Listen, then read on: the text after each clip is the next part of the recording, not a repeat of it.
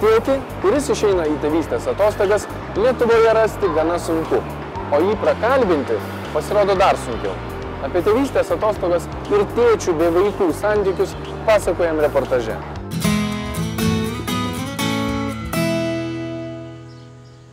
Gimus vaikui dažniausiai nekyla klausimų, kuris iš tėvų aukosis dėl vaiko pirmaisiais gyvenimo metais.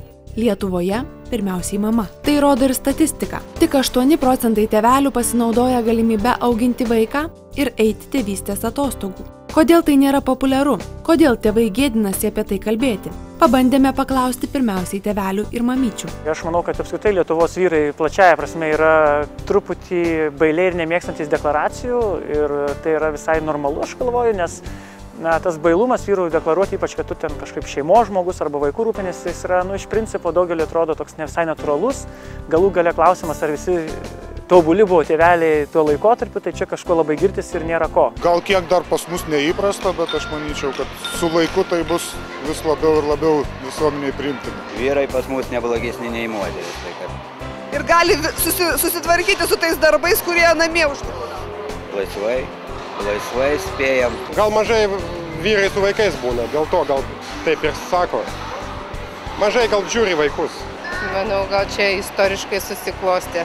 Yra tas faktas, vyrui vis tiek jis įsivaizduoja, kad vaikus turi auginti mama, o tėveliai dirba darbus, uždirba pinigėlius. Žurnalistų sąjungos pirmininkas Dainius Radzevičius pats savo kailiu išbandė, ką reiškia būti tėvu.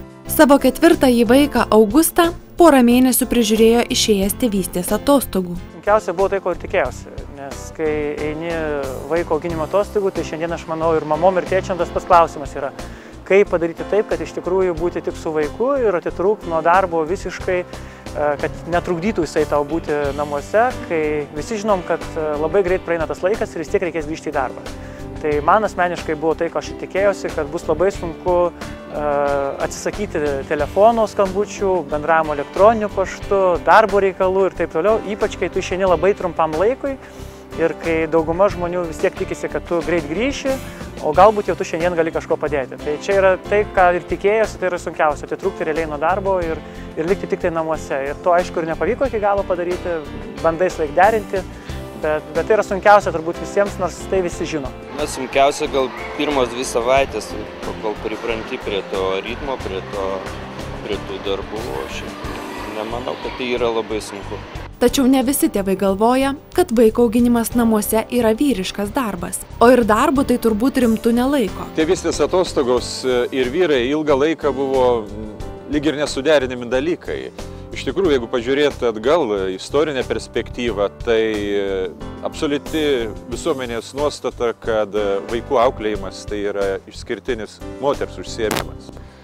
Ir mane tai džiugina, aš matau ir tikrai taip yra, kad vis daugiau vyrų renkasi pagalbą moteriai, galim taip vertinti, ir renkasi tėvystės atostogas tam, kad būtų su vaiku, ne taip, kad jas išnaudotų bet kam. Ir tai yra jam pačiam labai naudinga, nes yra pastebėta, yra ir šiaurės šalių tyrimai, kad vyrai, kurie daugiau laiko praleidžia su vaiku, šitų vyrų kontaktas, jų bendravimas su šeima ir skyrybų yra mažiau. Vyrai neapsisprendžiantys, dvejojantys ar eiti tėvystės atostogų turėtų žinoti, kad nauda bus ne kažkokia abstrakti, kaip pagalba šeimai, bet konkreti būtent jam. Tėvas daugiau praleidęs laiko su mažu vaiku, greičiau ras ryšį, užmegs kontaktą, ko daugelis tėvų nepadaro ankstyvoje vaikystėje. Ir vyrai tą supranta dažnai per vėlai, kad skųsdamiesi, kad prarado ryšį su šeima, su vaikais. Jie sako, mes stengiamės, mes viską darėm dėl šeimos, o šeimoje nesam vertinami. Tėvystės atostogos tėvams gali tapti startu, kuriant tėvo ir vaiko santykius. Vėliau bendrauti bus tik lengviau. Tačiau Lietuvoje vis dar gajūs stereotipai, jog sėdėjimas su vaiku namuose nėra rimtas užsiėmimas vyrui. Tai bando paneigti ir vyrų krizių ir informacijos centro steigėjai. Tėvystės atostogos, rūpestis vaiku ir vaiko priežiūra yra taip pat vyriška kaip ir moteriška. Ir mes negalim sakyti, kad to brangaus mūsų, sakykime, žmogaus gimimas ir auklėjimas nėra vyro reikalas. Paprastai patriarchalinė visuomenė kaip Lietuvoje šeimai daugiau dėmesio skiria moterys ir tas požiūris yra visiems priimtinas ir aiškus. Jeigu vyras daro, tai yra truputėlį iš tos mažumos galbūt ir tai yra šiek tiek neįprasta. Gal ne visada tėveliai labai rimtai dirba išėję vaiko priežiūros atostogų, juk nepaslaptis, kad jiems kartais talkina močiutės ir seneliai. Vaikų pramogų centre sutikti tėveliai prisipažino, teko auginti vaikus ir tai tikrai nei moteriškas, nei vyriškas darbas. Manyčiau, kodėlgi ne? Jeigu sąlygos leidžia, tai galima daryti, jeigu tėvelis gali sau leisti, o mamytė gali sau leisti šeimą išlaikyti. Yra buvę mano aplinkoje, gal kokius 3 tikrai pažįstu žmonės, kurie buvo išėję tėvystės atostogų.